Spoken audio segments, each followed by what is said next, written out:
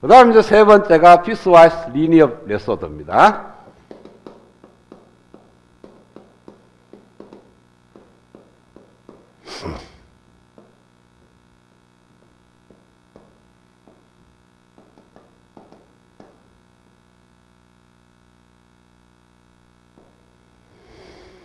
자, 이와 같은 특성 곡선이 있어요.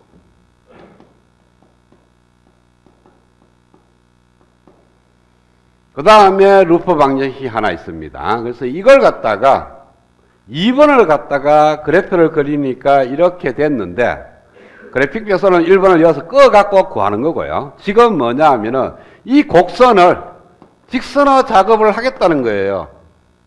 그래서 지난 시간에는 이상적인 다이오드는 직선화를 굉장히 과감히 했습니다. 이렇게 두 영역으로 나눠서 크게 그냥 제로, 그 다음에 V코로 제로라는 두 개의 직선으로 직선화 시켰는데, 그러다 보니까 이쪽에는 맞을지 몰라도 여기는 많이 틀리겠죠, 에러가.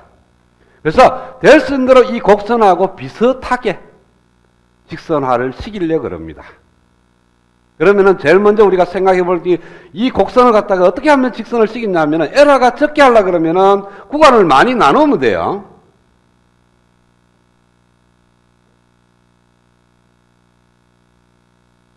이렇게 나눠놓고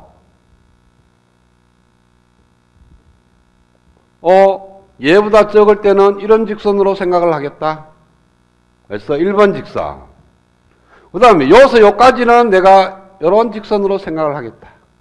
그러면 곡선하고 비슷하지 너. 요 구간 내에서는. 그 다음에 요 구간에서는 이런 직선으로 생각하겠다. 그 다음에 요 구간에서는 이런 직선으로 생각하고, 요 구간에서는 이런 직선으로 생각을 하겠다는 거예요. 그래서 구간을 착 나눠놓고 각 구간별 직선을 다르게 생각하는 거예요. 그러면은 실질적으로 우리가 이 문제를 푸는 거는 그래픽 메소드로 풀든 이터러티브 메소드로 풀든 피스와이스 리니어 메소드를 쓰든 답은 오직 하나죠. 그래서 아까처럼 이런 식으로 생각을 해보겠습니다. 이게 로드라인이다. 그러면 참값이 어디 있습니까? 바로 이것이 참값이죠. 원래 특성 곡선하고 로드라인하고 만나는 점이 참값이라고. 그러면은 요걸 찾아내는 방법이 구간별로 직선화 시켜서 수식을 쓰겠다는 거예요. 그래서 여기에 있는 1'식하고 만약에 저게 있는 다이오드가 이 직선으로 가정한다면, 1번식으로 가정한다면 1번식하고 저기 있는 1'식을 풀면 돼요. 1번식의 방정식 구할 수 있죠? 직선이니까. 그래서 1번의 직선의 방정식하고 저기 있는 1'식하고 이원일차 연립 방식을 풀어서 ID 값과 VD 값 구할 수 있습니다. 예를 들어서 1번식은 어디 돼요? 바로 ID가 제로라는 직선입니다. 그래서 이걸 갖다 저기다 대입하니까 ID는 제로, VD는 얼마 나와요? 5가 나오죠. 그쵸? 그러면은 이 직선이 이 특성곡선하고 맞아 떨어지는 영역이 어디 있냐 하면은 이 영역이에요. 즉, 이 값보다는 적어야 됩니다. 그런데 여기가 5V죠. 그쵸? 저 로드라인 끄면. 그렇기 때문에 VD가 5V라는 것은 이 값입니다. 그렇기 때문에 이 영역하고는 틀려요. 그러면은 왜 이게 5V가 나오냐면은 이 라인하고 이 라인을 특성곡선을 1번식으로 이 직선으로 생각했다면 이 직선하고 이 직선하고 요 점에서 만나거든. 그러니까 답이 0이고 5V가 나오는 거예요. 근데 이 점은 요 영역이 아니죠. 그러니까 이건 틀린 답이야. 그 다음에 2번 직선하고 만나는 거 볼까요? 2번 이렇게 만났을 때 로드라인하고 답을 구하면 요 점이 나옵니다.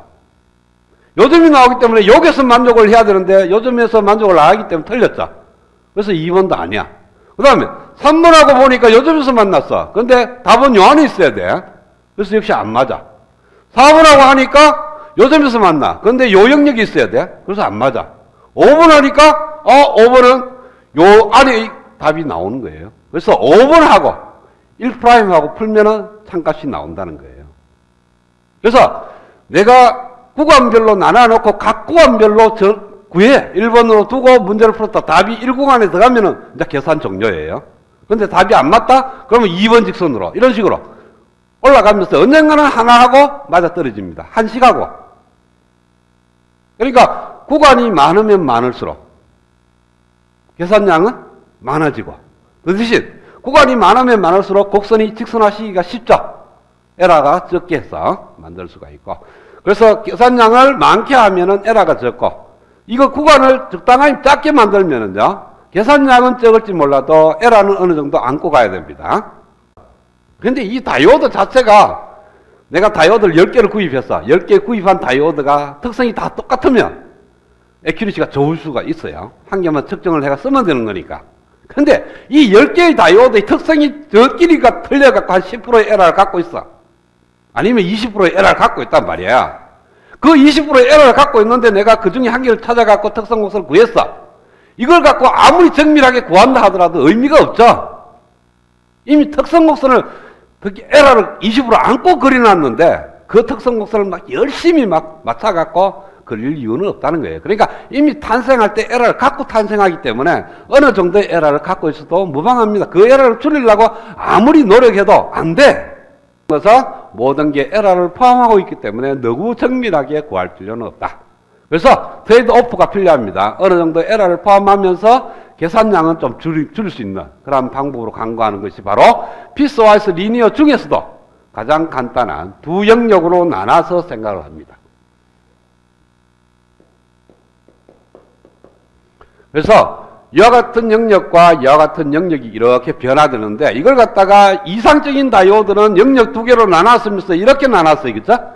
근데 지금은 그렇게 안 나누고 이렇게 출력 특성이 나오면은 이런 식으로 나누겠다. 이런 직선 하나하고 이런 직선 하나하고, 그래서 1번 직선하고 2번 직선으로 내가 쓰겠다는데, 영역을 요 두 점이 만나는 요 영역으로 이렇게 두 부분으로 나눠버리는 거예요. 그러면은 사실은 여기에서 에러가 많이 포함되겠죠. 나머지는 뭐, 근데 요 위에 가면 또 많이 나요. 이거는 직선이 이렇게 가고 곡선이 이렇게 갑니다. 여기서 또 에러가 나요. 그래서 회로가 전체적으로 대충 어느 정도 미리암페어 오다에서 동작할 건지 아니면 마이크로 암페어에서 동작하는지 보면은, 여기서 동작하면 돼 이렇게 끊어놓으면 에러가 많이 포함해요. 여기서 동작한다면 측성을 이렇게 꺼야 돼요. 그러니까 정확한 값은 몰라도 대충 동작하는 영역은 구할 수가 있거든요.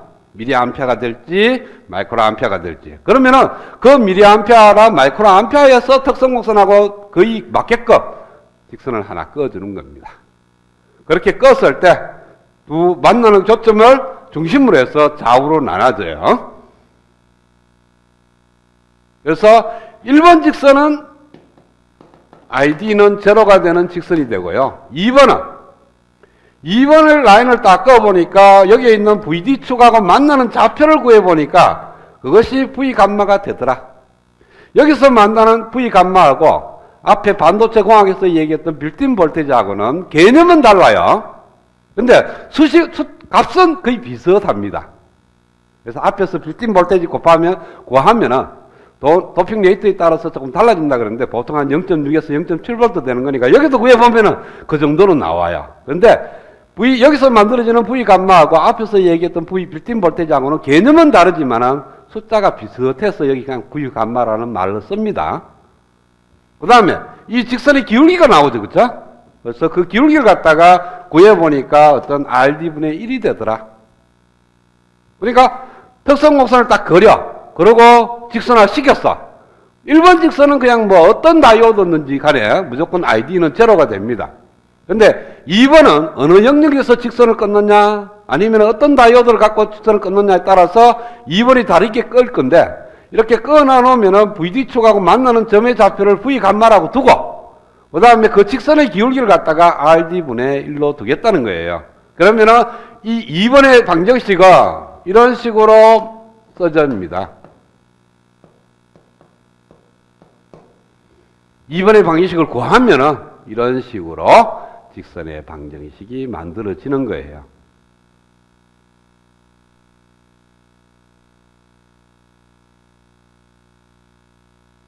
자, 그래서 1번식하고 저기 나와 있는 1'식하고 문제를 풀든지 아니면은 1'식하고 2번식을 갖고 문제를 풀든지 나오는 답이 얘가 나온다면 그 답이 얘를 만족하는 구간을 구해야 되죠. 그렇죠? 조건이 있을 거예요. 조건이 뭐냐 하면은 이 1번 직선하고 특성곡선하고가 맞아뛰는 영역은 바로 이 영역입니다. 즉 V 감마보다 적을 때예요. 그래서 1번하고 1'을 구했을 때 나오는 답 VD를 구해보니까 V 감마보다 적으면 이게 답이 돼요. 근데 크면 답이 아니라는 거예요. 그 다음에 1번 프라임, 1'하고 2번하고 구한 답이 이 조건을 만족해서 문제를 풀 건데 이렇게 만족하는 조건이 뭐냐 하면은 VD가 V 감마보다 크거나 혹은 다이오드에 흐르는 전류가 양이다. 이걸 써도 좋고 이걸 써도 좋습니다. 그렇죠?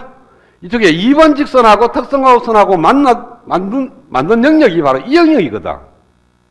이 영역이니까 V 감마 이상이 될 수도 있고 ID로 봤을 때는 양의 영역도 될 수 있는 거고, 그러니까 전류로 보면은 양이다. 전압으로 보면 V 감마보다 크다. 그런데 요 조건보다는 이 조건을 선호합니다. 그 이유는 뭐냐 하면요, 이 2번 직선이 공교롭게도 RD가 제로가 되면, 제로에 가까워지면은요 이렇게 ID축과 평행되게 축이 됩니다. 그렇죠? 평행되는 직선이면은 VD가 V 감마 이상이 나올 수가 없어요. 그때는 ID가 양이 나는 조건을 써야 되죠. 그렇죠? 그런 케이스가 있기 때문에 이 조건보다는 이 조건을 쓰게 되는 겁니다. 그래서 조건 VD가 V 감마보다 적으면 ID는 제로, ID가 양이면 ID는 이와 같은 직선이 된다. 이렇게 다이오드를 갖다가 모델링화 시키는 걸 갖다가 우리는 피스와이스 리니어인데 그걸 갖다 DC 모델이라고 그래요. 모델링.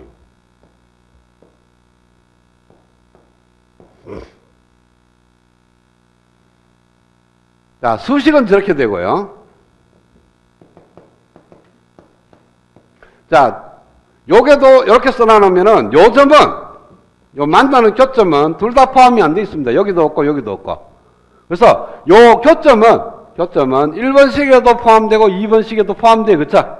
그래서 둘 다 이꼴을 넣어도 좋고요. 둘 중에 하나만 넣어도 관계없고. 동호는 둘 다 넣어도 좋고 둘 중에 하나만 넣어도 무방합니다. 그러니까 저 교점은 1번식을 이용해도 좋고 2번식을 이용해도 좋다는 거죠. 자, 그러면은 수식이고 모델링이라는 것은 얘는 회로입니다. 그래서 회로를 바꿔줘야 돼요. 1번식은 바로 오픈 서킷입니다.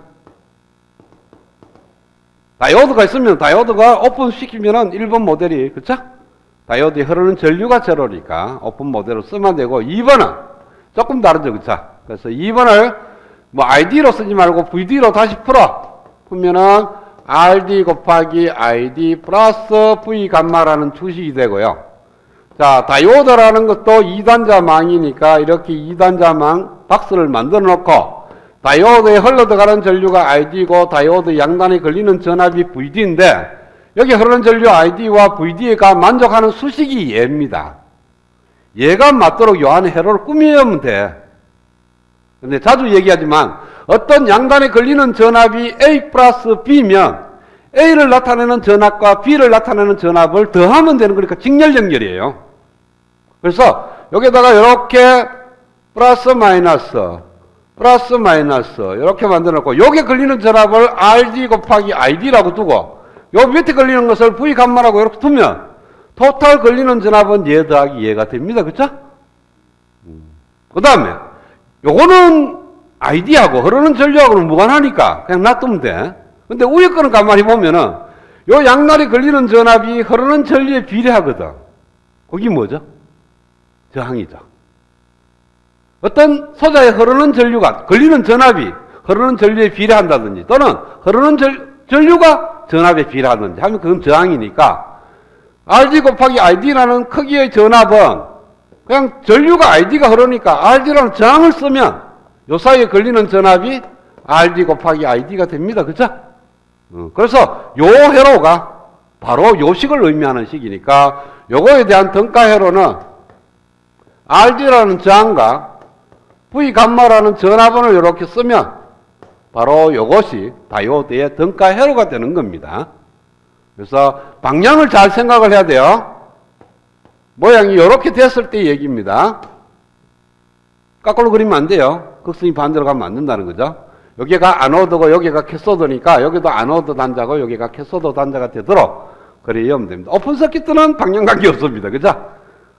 걔는 뭐 방향을 신경 안 써도 되는데 포워드 바이었을 때, 즉 다이오드가 전류가 흐를 때는 이와 같이 쓰게 됩니다. 그러면 앞에서 내가 다이오드 ON과 OFF에 대해서 설명을 했죠. 그쵸? 그러니까 요거는 다이오드가 OFF 될 때의 조건이고 요거는 다이오드가 ON 됐을 때의 등가 회로가 되는 겁니다.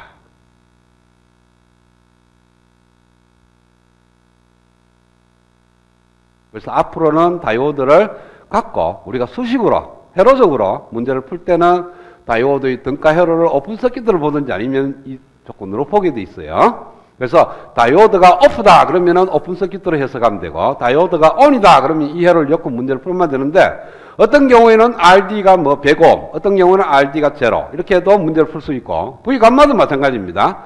뭐 0.7V를 엮고 문제를 풀 수도 있고 그냥 0V를 엮고도 문제를 풀 수 있는 거고 이건 주어집니다. RD가 얼마? V 감마가 얼마라고 다이오드가 주어지면은 그걸 모델링 했기 때문에 바로 답이 V 감마 얼마? RD 얼마라고 이미 알고 있는 사실에서 출발을 하게 돼 있어요. 다이오드가 한 개 들어가 있으면은 상태가 두 가지밖에 없습니다. 그 다이오드가 ON 되든 OFF 되든. 근데 다이오드가 두 개 들어가면 어떻게 되겠어요? 다이오드 한 개가 ON OFF, 얘도 ON OFF. 지그재그로 들어가면 네 가지 케이스가 나오게 되죠. 그래서 네 번을 풀어야 돼. 3개 들어가면 8가지 경우가 나오고 4개 들어가면 16가지 경우가 나오고 그래서 다이오드가 많이 들어가면 경우의 수가 너무 많아져.